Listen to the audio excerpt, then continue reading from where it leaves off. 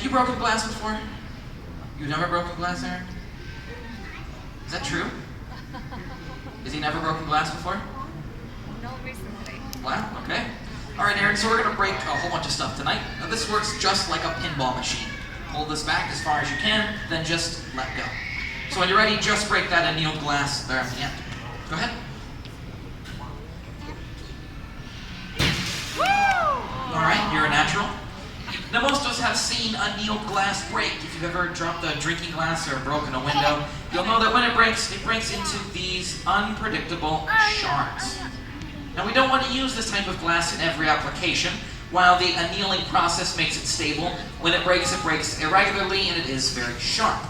And I certainly don't want this type of glass in a sheet in front of me as I drive down the highway, because in the event of a car accident, those shards become much more dangerous. That's why we don't use that type of glass as our windshields. What we use as our windshields is this next piece, the laminate or safety glass. Go ahead, Aaron, break that one. Nice job.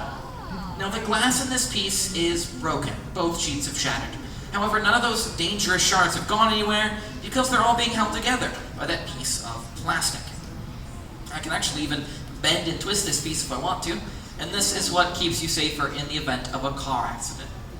In fact, we use the same idea, the layering of a glass and plastic, in another type of glass. If we added more and thicker layers to this piece, we could actually stop a bullet.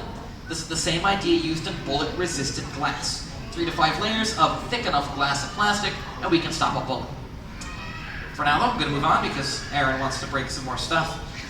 Next up, we have the thermally tempered glass, which I will remind all of you is 5 times stronger. So we'll let you hit this a few times. If you don't break it, don't feel too bad. Go ahead and give that a few whacks.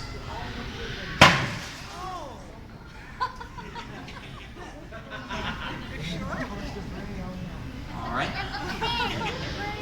Aaron, have you been working out recently, or no? Well, no matter how strong you are, I should admit, we do cheat on this one to make sure that it breaks. Thermally tempered glass is 5 times stronger, but it's only so strong on the surface, where those layers of compression stress formed.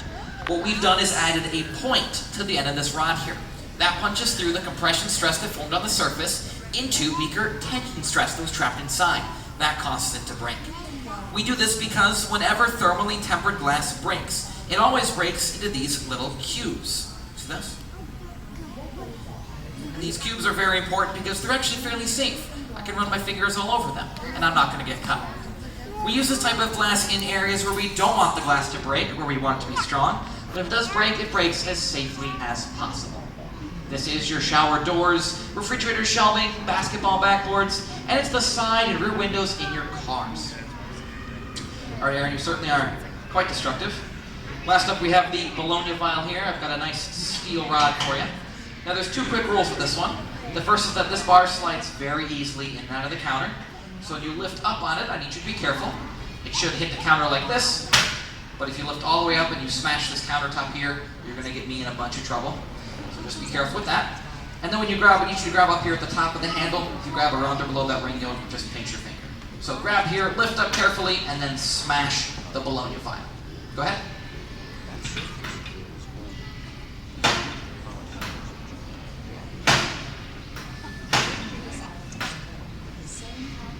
Whenever you're ready, go ahead and break it.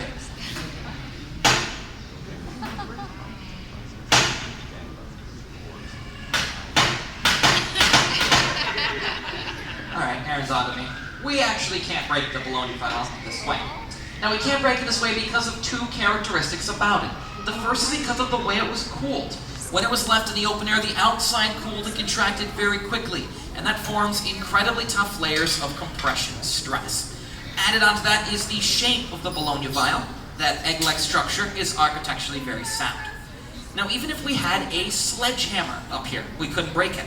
If I took it right now and threw it against the ground as hard as I could, it would actually bounce like a rubber ball. But you do want to break that, right, Aaron? Yeah, there's a grin there. But this time, Aaron, I want you to try to break it, not with that steel rod, but with this little wire. Think you can do it? Yep, that's confidence is good. So what we're going to do now is we're going to hit the Bologna vial in the same place as before, through that same thickness of the glass, but since it's hollow, we're just going to hit it on the inside. So Aaron, I'm gonna line this up for you, and then all I want you to do is just grab with 2 fingers and a pinch right on the wire. When I let go, I just want you to drop it. Don't jam it down, just let go. It breaks just like that. Now it breaks this way again because of the way it was cooled. When it was left in the open air, the outside cooled and contracted very quickly, and that forms incredibly tough layers of compression and stress, but the inside glass stayed warm for a while. By the time the inside's ready to cool and contract, it's stuck to that already cooled outside, and that pulls it tight with tension and stress. All it takes is that little tap to get it to break. Alright, Aaron, you've done a great job up here for me destroying everything I have. But while it is fun to break a whole bunch of stuff, it certainly is much more fun to go home with a nice glass penguin made over at our Flamer Key demo. So Aaron, this is for you. And yet, since we've all seen now how destructive heat can be, I think I better wrap it up so it makes it home in one piece. And I'll trade you for those safety glasses.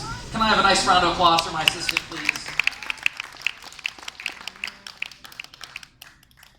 And that concludes the glass breaking demo. If you have any questions, we'll be up here for a few minutes anyway, cleaning up Aaron's mess. If not, enjoy the rest of your evening here at the Corning Museum.